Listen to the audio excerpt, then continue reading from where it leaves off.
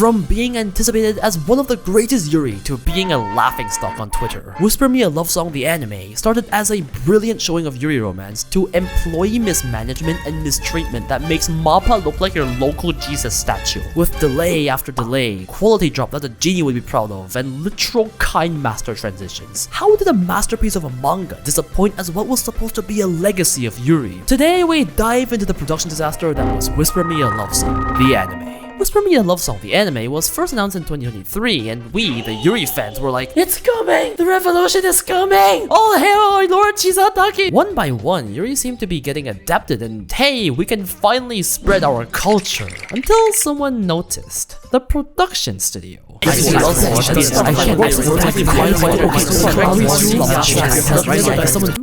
it's okay. Bloom Into You was done by nobodies and it turned out amazing, we said. Spoiler alert, it was not okay. But it wasn't always like that. In August 2023, the first key visual was released and hey, it looked promising. The colors were pretty, we have some expectations. And then the first worrying sign dropped. While the anime was supposed to air in January-winter 2024, they delayed it to spring-April 2024, which is fine, you know, sometimes you need more time to polish your product, I get it. But the red flag was the announcement of a change of director in November 2023 due to health issues. This last-second change was concerning, to say the least, but we'll see, we said. The spring of love quickly approached. We got our first trailer and hey, not bad. The colors, the art, lighting looks pretty good. The anime started airing to fantastic reception, with many saying it got them hooked reading the manga and everything seemed to be going well. Yes, it wasn't ufotable or KyoAni animation, but it was cute, it was wholesome, it was pretty. The songs, the voice acting, the premise, everything was fantastic for a classic Yuri romance and we were mostly satisfied. Except for this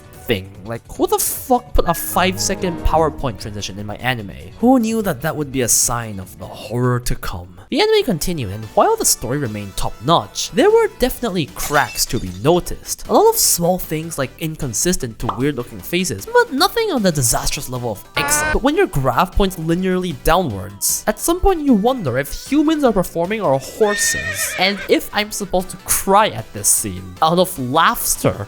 Bro, I was rolling on the floor. Yes, the animation got considerably worse starting from episode 3. Presumably, although there is no evidence, that this is the point that the old director worked up to before quitting. But it was by episode 7 that this show started to be memed. Ah yes, the infamous concert scene. What was supposed to be a serious showcase of skill and musical beauty turned into a clown fest. Just look at the manga art versus the anime. I feel so bad for the mangaka. Weird ass alien heads, robotic movements, a missing mic, and just an overall lackluster performance without impact. And the music was good too, it's such a shame. It was past this point that we were speculating that this show was beyond saving, and lo and behold, a delay.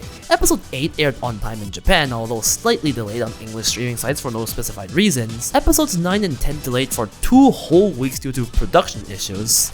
We know. And to this very day, a whole season later, episode 11 and 12 are collecting dust somewhere. Blu-rays proceed to be delayed, and the whole thing is a shit show being clowned on by Westerners and Japanese alike.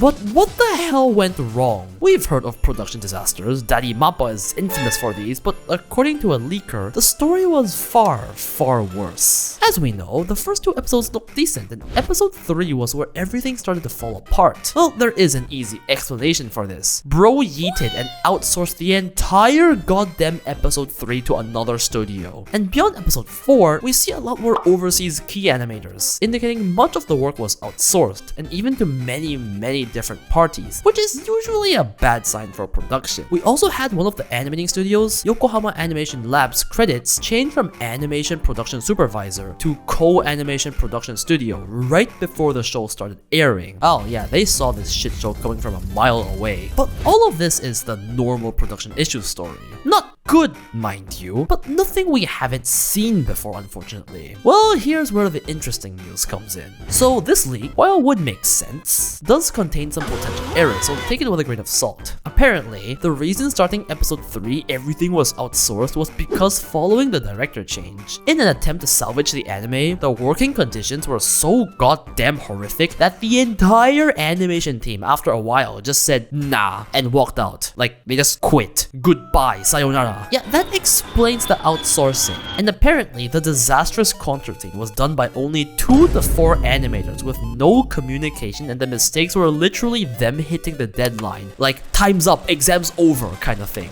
That's... yeah, if it's true, I think Sweat Factory Rules would be crying tears of joy looking at their own schedule. Bro makes an engineering major look like a retired man. However, it is doubtful whether these claims stand to be true or not, as the credits for the concert seem to have 9 key animators and more. The whole team leaving is also a small question mark, as some of the later episodes still have traces of in-house production. Although I wouldn't really be surprised if most of the team had actually left. Who to believe? You decide. But either way, the fact that the production and end result was a disaster doesn't change. So I don't know if I'm crazy, but as god-awful as the production had become, I found the anime to be tolerable. Like, yeah, I'm not saying it's good, but it's not X-art? Are my standards really that low? I guess the amazing story, characters, and voice acting was enough to carry me through it. I say through as if it's finished. I guess when everyone said disaster, I'm just standing here like, at least they didn't butcher the story like Promised Neverland Season 2. Ah, fuck. And then I saw that the staff made a voiced manga video on YouTube, and the comments were like, bro, I would have preferred this over the anime. And it's sad. It really is. But I proceeded to read the manga, and I get why. The manga is so goddamn beautiful. Look at this. Every panel's detail. It's insane. This is some of the greatest manga artwork I've ever seen. It's crazy. To give a fair rating to make this video, totally not because I wanted to read it, you know, I went and read through the entire manga and I loved it. This is diabetes on crack. You can't just combine the cutest artwork known to mankind with the cutest interactions known to mankind together. And they got together so fast. It's so cute. This manga is the incarnation of Yuri romance. It shows the troubles, the dramas you'd expect from a romance and deals with them. Deals with how to act in a relationship amazingly. It's not as deep or philosophical as Bloom Into You, but it carves its own identity with just lovable lesbians and insane art. I get why this shit is monthly. Holy... look at this! Honestly, the themes of this manga could be a whole other video, but the point I wanted to get across is, yeah, I get it. I get why the manga readers are disappointed. I don't think anyone was expecting the level of art in the manga to be adapted into the anime, but when you go from this to this, it hurts. It feels like a masterpiece got butchered, and it had to be Yuri! Whether you want to blame the unfortunate circumstances of the director change, the terrible work culture, or any management decisions, the end result has turned into a landslide and nothing will change that. I'm not keeping my hopes up, but episodes 11, 12, maybe? It just feels sad because I heard so many good things about Whisper Me a Love Song before the anime aired, and I was so excited about it, and after reading the manga, I think the story really did live up to its hype, and the music, voice acting, characters, everything was good. It was there. Just the animation was in Hawaii on vacation. This was one of the big Yuri, and Yuri romance in its purest form. I really do believe it had the potential to go big like Bloom Into You and show the general masses the beauty of Yuri, and it just feels like such a missed opportunity. Should've, would've, could've. Fine. I'm gonna stop dwelling in the past and look to the future. And by that, I mean, alright. Fully voiced manga video when?